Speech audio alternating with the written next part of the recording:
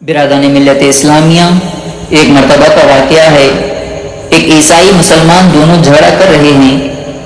حضور غوث اعظم رضی اللہ تعالی عنہ گزر رہے ہیں۔ عیسائی مسلمان سے کہتا ہے، ہمارے نبی عیسیٰ علیہ السلام نے مردے زندہ کیے ہیں، تو بتاؤ تمہارے نبی کریم صلی اللہ تعالی علیہ وسلم نے بھی کوئی کیا ہے تو بتاؤ۔ مسلمان پڑا ہوا نہیں تھا، حالانکہ نبی کریم صلی اللہ علیہ وسلم نے بہت سے مردے زندے کیے ہیں۔ اس مسلمان نے پڑھا نہیں تھا، بتا نہیں سکا۔ حضور غوث اعظم رضی اللہ تعالی عنہ کے کان میں آواز گئی تو جا کر عیسائی کا بازو پکڑ کر جھنجھوڑا، فرمانے لگے، کیا کہا تم نے؟ میرے نبی کریم صلی اللہ تعالی علیہ وسلم مردہ زندہ کیے ہیں تو بتاؤ۔ تو حضور غوث اعظم رضی اللہ تعالی عنہ فرمایا، نبی کریم صلی اللہ تعالی علیہ وسلم کی چھوڑ، میں غلاموں کا غلام ہوں، مجھے بتا کون سا مردہ زندہ کرنا ہے، آ تو چھوڑ۔ تو حضور نبی کریم صلی اللہ تعالی علیہ وسلم کی بات نہ کر، میں غلاموں کا غلام ہوں، مجھے بتا کون سا مردہ زندہ کرنا ہے۔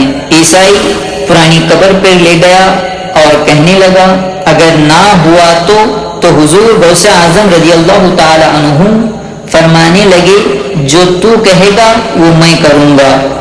کہنے لگے اگر ہو گیا تو حضور غوث اعظم رضی اللہ تعالی عنہ کہنے لگے، نہ میرے خانقاہ پہ جھاڑو دینا، نہ میری برتن مانجنا، اگر زندہ ہو گیا تو بس میرے نبی کریم صلی اللہ علیہ وسلم کا کلمہ پڑھ جانا، بس میرے رسول صلی اللہ علیہ وسلم کا کلمہ پڑھ جانا۔